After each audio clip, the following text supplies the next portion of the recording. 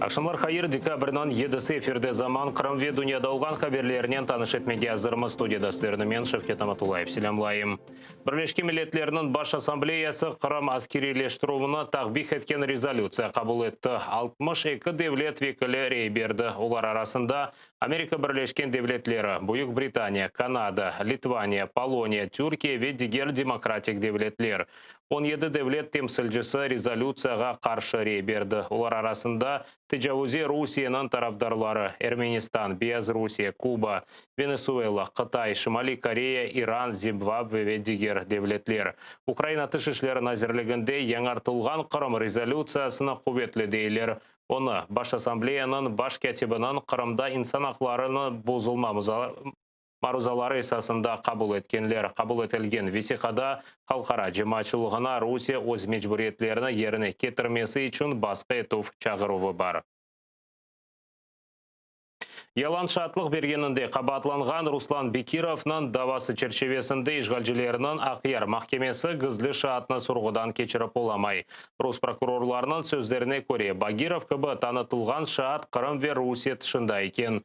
Бекировның давасы бойынша қабатлав тарафы желпеткен дигер шаатлар да махкемеге келмеген. Сөзде, махкеме тек Бекировға психиатрик экспертиза кечірген экспертні ве 17 жылға махкеметіліп Русия колониясында тұтылған Энвер Сейт Османовны сұрғыдан кечіріп болған. Ойсе даваға желпетілген гызлы шаат, оның давасы черчевесінде де иштирак еткенін қайдеткен. Прокурор представил информацию, пока в устной форме, сказал, что свидетель секретный Багиров под псевдонимом Багиров, его вообще нет на территории Российской Федерации, и в следующее судебное заседание прокурор должен уже представить письменные доказательства этому. Но мы знаем, кто это такой, то есть это именно тот свидетель под именем Аднан Масри. Он не единожды был секретным свидетелем по уголовным делам в отношении крымских татар. Руслан Бекировны işgalcilер июнь айында яқалап Қырымны терк етмеге ясақ етті. Оны терроризмде қабатланып 17 жылға махкүм етілген Энвер Сейт Османовның давасы бақылғаны вақыт ялан шаатлық берді деп қабатлап месулетлікке желп етмеге істейлер. Ойсе Сейт Османовның давасыны баққан Русияның Женеберби махкемесінде таққа девамында Сейт Османовқа қаршы шаатлықны басқа алтында бермеге мечбур олғанны білдірген еді. Енді есе ондан интиқам ала білелер.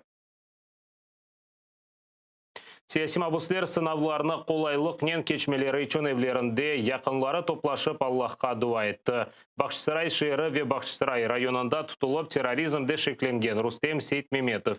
Аға қардаш Сейтумер ве Осман Сейтумеровларны Қырымдан Ростов СИЗОсына кечірділер. Тақиқат ярым ел дегенде екінленген. Оларға низбетен уйдырылған терроризм давасына Ростов-на-Дону шиырында ерлешкен Русияның Женеберби махкемесі бақажақ.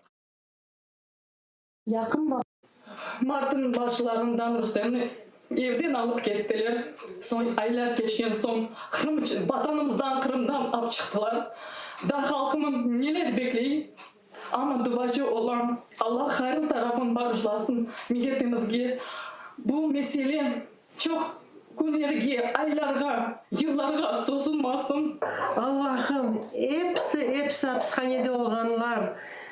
Şu siyasi mabuslarımızga en yaxşı tileklerini, hepsilerini isteyemiz ki tez vaxtında çıkıp gelsinler, korantalarına kavuşsunlar. Şu tarafta kalganlarga Allah çok sabırlar versin.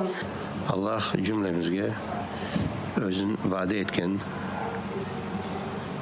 yerine getirip de tez vakitte bizim ballarımızı evlerimize kaytıp da bizlerini de kuvandırsın ve cemaatka da şu zulümden, şu zalimlerden tezden kurtulup da Peygamberimiz göstergen hayattan yaşamağa Allah nasip eylesin. Siyasi mabuslar, onların korantalar için bu pek ağır sınavdır. Ama tarihimiz gösterdi ki nasıl 1944 senede bizim hürmetli kartana kart babalar o kadar kıyınlıklar görüp boysunmayıp onlarını geçtiler. Umut etemiz bizler de halkımızın narazılıkının бу репрессияларны бутун дөньяга ачыклап, өз адалет жолумузны девам этежебиз. Уч Кырым татары мартынан 11-де полис тарамалары нәтижесінде Хизбут Тахрирге алақасы бар деп апске алынған еді. Бұдава бойынша тұтылған Амет Сулейманов сағлығы зайыф олғаны үшін эвапсында қалдырылды. Бұдаваның дабыр іштіракчысы АТР-нің алы барыжысы Сейтумеров да 2017 сенесі Украина қытасына көчкен еді. Оңа низбетен ұйдырылған даваны Рус махкемесі ғияби шекілде бақа біле. 4 миллион кубометр су сығдырған су анбарында 300 бен кубометр су қалған. Ахмеджетнан бір қысмана суынен темен еткен Аянская су анбарында бір апталық су қалды дей Водокрым тешкілятынан мудирі Владимир Баженов. Ешғалжелер акиметі яңа қазылған құйылардан помпаланған суыны дерал Ахмеджетке бермеге ашыға. Құрғақлықтан себеп ярмаданын бір чоқ суни су анбарлары сайлады. Дағозенлері де құрмаға девам ете. Тәпсілетліжа левқамызда сейретініз. Қырым ярмадасында 2,5 бинге яқын су чоқырағы бар. Чоқсы ерлерде су қобалардан чықа, амашымды қобалар құры. Сталагмит – один из самых крупных в оборудованной части пещеры. Обычно летом на него капает вода. Но сейчас вы видите, что он абсолютно сухой, то есть водичка не капает вообще никак. Именно потому что сухо и, собственно, сама пещера, ближняя ее часть подсушена. Қырымдағылары бош карст сойылардан ибарет. Юксек дағыларда яғанақлар олса сув карст қобаларға кечіп чоқрақлардан чықа. Обышлықларда да конденсат сувға чевіріліп, тамчы-тамчы топланып, чоқрақлардан ақып чықа. Чем больше разница между температурой воздуха и скал, то есть температура горных пород, примерно соответствует среднегодовой температуре на поверхности. Около 8 градусов. А воздух у нас там может быть и 30, и 40 градусов. И влажность всегда есть. У нас нет, у нас не рядом море, воздух всегда имеет какую-то влажность. Эта влага осаждается в этих трещинах и попадает к нам фактически в водопровод.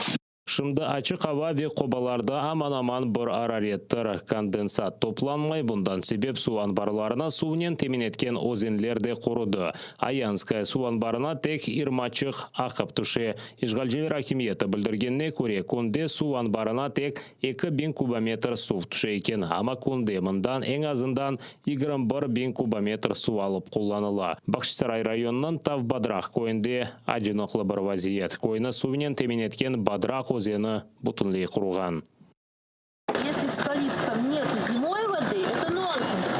Сув кетірген араба янында кой сакинлері топлаша. О жедвел бойынша дегелді ве техники сув кетіре. Кой янында мраморная голі бар. Совет заманларында бұл ерде карьер açылған еді. Ишчілер чалышқаны вақыт ер асты чоқырағына рас келген. Бірқач саатта бұйық гол пейда олған. Енді ишғалшілер акиметі гольде топланған сувны сакинлерге бермеге планлаштыра. Москва ишғал етілген ярмадада яңы сув чоқырақлары тапылмасы ве сув борулары тамерленмесі үшін миллиардларнен пара айыра. Ама evvel olғаны кібі Кырым пайтақтында içilген су соқақлар бойы ақмақта. Это не дождь, это именно вот из люка идет. Чистая вода, это не канализация. Зато город питается водой по режиму, все экономят. Кечмі ертемі бұтын Қырым суына жедвел бойынша қоланажақ дей Қырымнан ишғалчылер. Елбашысы Сергей Аксенов, Ошер ве район елбашчылары озлері су қытлығы проблемасына чезмесін авали етті.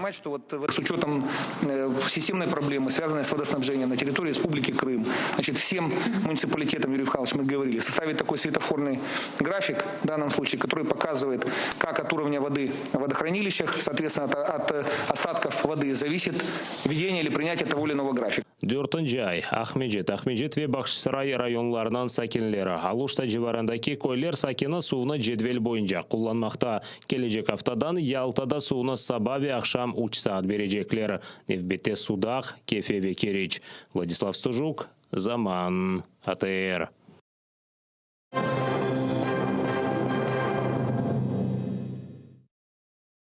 Русия рок-музыканты Петр Мамонов на Украинаға қоймадылар. Кеченлер өмір арқадашынен Киевге Түркиядан ұшып келген. Ләкин Борис Полява лиманында оларны туттылар. Украин сыңыржыларынан лаф еткенлері вақыт руслар қанунсыз шекілді Ялтаға барып, концерт кечіргенлеріні таныдылар. Украин сыңыржылары оларға Украинаға кірішіні 3 жылға ясақ етті. Украинаға да бір керек келмеген тылуф япсалар, оларға кіріш ясағыны 10 жылға қадар девам еттіре білелер. Если в течение этого периода вы попробуете въехать на территорию Украины, я уже могу слушаться, да. У вас будет продлен срок запрета до 10 лет. Украинада COVID-19 хасталығы ағырлашмасы нәтижесінде 145 инсан вефат еткен, 5123 кіші түзелген. 8641 инсанда есе коронавирус хасталығы белгіленген. Яздан берлі Украинада коронавирус тарқалмасы эксілі башлады, деді Сағлық Назир Максим Степанов. Кечкен авто девамында ондан евел олған автоға көре хасталарының сайысы 7000-ге эксілген. Хастаханеге түшкенлерінің сайысы да азлашқан. Назирның сөздеріне көре, хасталарының сайысы эксілмесіне ратлық күні карантина тесір еткен.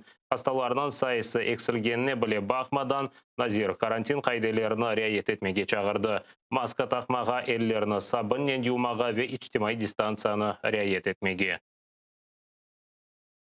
Ще одне підтвердження того, що карантин вихідного дня, хто б що не говорив, що він там не спрацював, що щось не так з карантином вихідного дня. Ви, мабуть, пам'ятаєте, яка кількість була, відразу з'явилася в нас експертів. Він спрацював, і це ми бачимо по цифрах, як по кількості захворівших, так і по кількості госпіталізованих осіб.